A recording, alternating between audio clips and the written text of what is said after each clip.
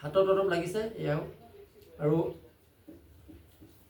আচলতে আৰু আজি মই অকণমান এতিয়া গধূলি পৰত এইকাৰণে পালন কৰিবলগীয়া আছে যে গোটেই দিনটো শিৱসাগৰত ব্যস্ত থকা হ'ল। শিৱসাগৰ এখন মোৰ মিটিং আছিল, মিটিঙৰ পৰা তিনিচুকীয়ালৈ আকৌ শিৱসাগৰ তিনিচুকীয়া পাওঁতে দেৰি হৈছে, গধূলি হৈছে। তাৰপিছত সেইটো কাৰণে অকণমান গধূলি হ'ল পালন কৰোঁতে।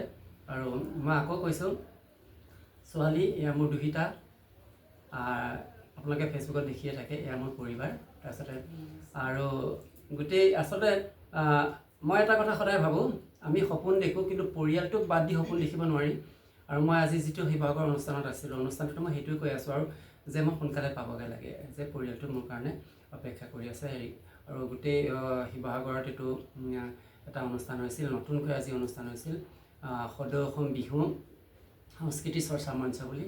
তাত গোটেই দিনটো মই তাত ব্যস্ত থাকি গধূলি পাইছোঁহি আৰু পৰিয়ালটোৱে অপেক্ষা কৰি আছিল আৰু সেয়া উদযাপন কৰা হৈছে। ঘৰুৱা সুখৰ সমান বেলেগ সুখ হ'ব নোৱাৰে, সেইটো মই আগতেও কৈছোঁ, আকৌ পুনৰ কওঁ। আৰু ছোৱালীক বিশেষভাৱে এইটো মানে কৈছোঁ নহয়। আৰু এয়া পৰিবাৰ,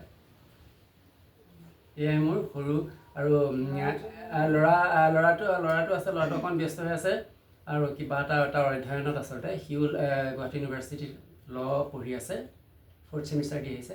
তাৰ মানে অনলাইন ক্লাছ বা তেনেকুৱা এটা অকণমান ব্যস্ত থাকিবলগীয়া আছে।